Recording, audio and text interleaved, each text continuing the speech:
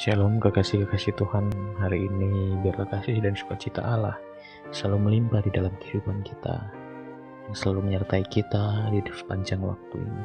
Mari sebelum kita mulai aktivitas kita, biarlah sekali lagi hikmat Allah dan tuntunannya melalui kebenaran firman-Nya menolong kita untuk dapat bertumbuh, mengenal Tuhan lebih dalam lagi. Mari kita berdoa. Tuhan Yesus, kuasa-Mu hadir di dalam kehidupan kami, menuntun kami, menolong kami dalam aktivitas kami. Roh Kudus, biarlah Engkau memberikan kami hikmat dalam kami memahami kebenaran firman Tuhan, sehingga kami terus memperoleh kasih setia Tuhan.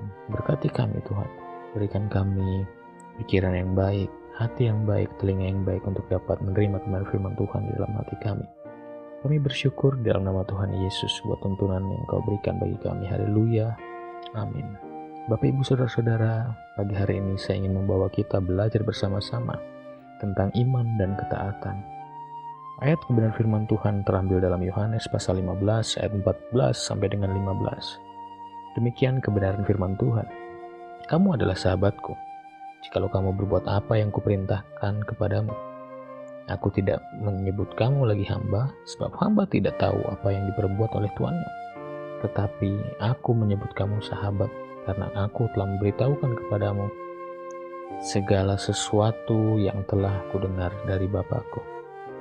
Ya, demikian kebenaran firman Tuhan. Dalam ayat ini, Allah mengajarkan kita tentang bagaimana kita adalah sahabat-sahabat Kristus. Bagaimana caranya kita menjadi sahabat Kristus? Yang pertama adalah kita harus mengetahui perintah Tuhan. Bagaimana kita mengetahui perintah Tuhan kalau kita tidak pernah mendengar kebenaran firman Tuhan? Bagaimana kita mau mendengar kebenaran firman Tuhan kalau kita tidak membacanya? Bagaimana kita mau membacanya dan merenungkannya tanpa tahu isi kebenaran firman Tuhan? Bagaimana kita dapat melakukan firman Tuhan kalau tidak pernah membacanya? Jadi Bapak, Ibu, Saudara-saudara, hari ini biarlah kehidupan kita selalu diiringi dengan perenungan firman Tuhan.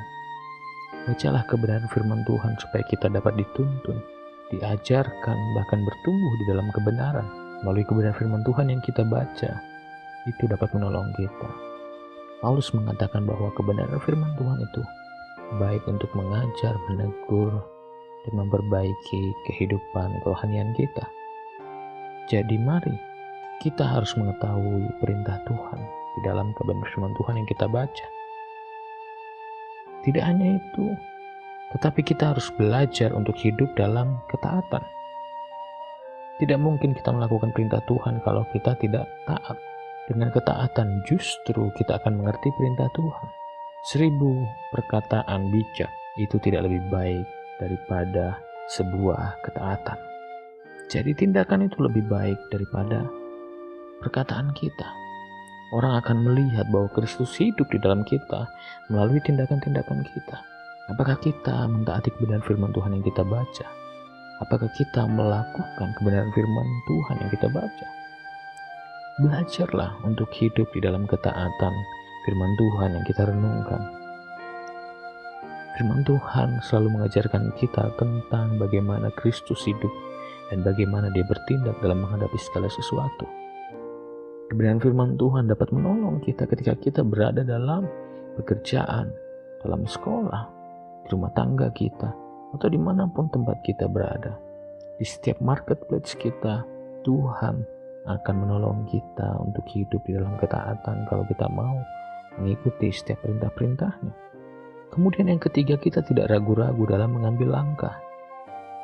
Bukan hanya tahu perintah Tuhan saja, tetapi juga percaya dan berani melangkah dengan iman. Kebanyakan kita hanya tahu karena kita sudah mendengar, tetapi terkadang kita jarang untuk percaya dengan firman Tuhan yang sudah kita dengar dan kita baca.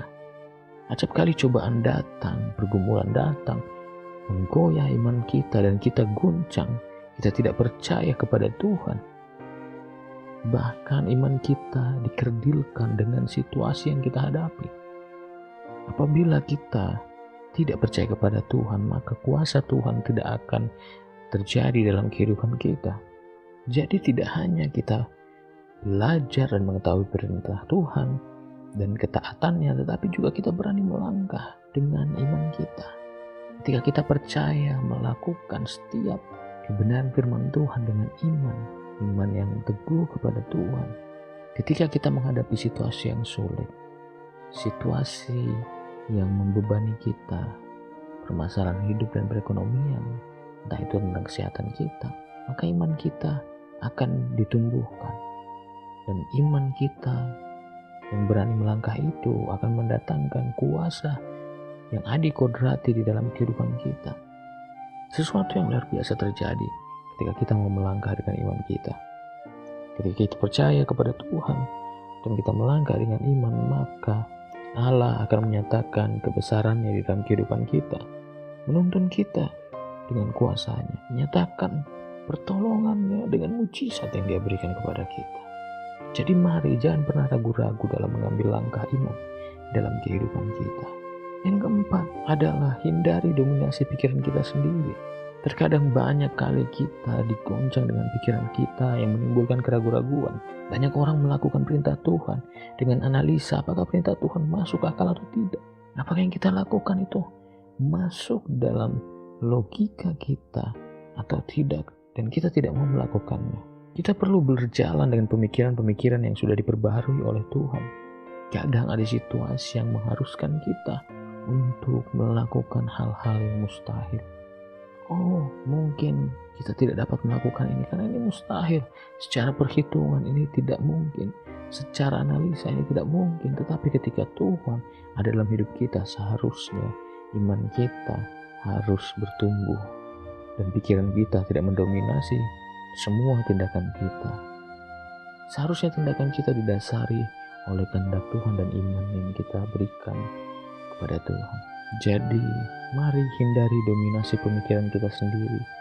Daud adalah orang yang mau melangkah untuk dengan bertanya kepada Tuhan. Dia mau bertanya kepada Tuhan, tidak dikuasai oleh pemikirannya sendiri, dan dia maju berperang. Walaupun secara hitung-hitungan mungkin dia mampu meraih kemenangan tanpa bertanya kepada Tuhan, tetapi jika dia berani maju dengan bertanya kepada Tuhan, maka dia telah menggunakan pikiran Allah dalam setiap tindakannya, sehingga dia berhasil dan dia dapat melakukan kehendak Tuhan di dalam kehidupannya. Jadi mari kita bangun kehidupan kita dengan iman dan ketaatan. Iman tidak hanya berbicara tentang kuasa dan mujizat, tetapi kepercayaan kepada Yesus dan juga ketaatan kepada Dia. Mari kita berdoa. Tuhan Yesus, hari ini kami mau belajar untuk percaya kepadamu Tuhan, untuk kami mau mengetahui perintah Tuhan, dan juga kami mau belajar untuk hidup dalam ketaatan. Bahkan Tuhan tidak ragu-ragu dalam mengambil langkah iman dalam hidup kami. Ajar kami untuk berpikir dengan cara-Mu, tidak dengan cara kami sebagai manusia, sehingga kuasa-Mu nyata, kuasa-Mu memberkati kehidupan kami melalui karya-Mu Tuhan. Terpujilah nama-Mu ya Bapa, kami bersyukur untuk hari yang luar biasa ini. Kami menyerahkan kehidupan kami ke dalam tangan Tuhan, di dalam tangan pengasihan Tuhan.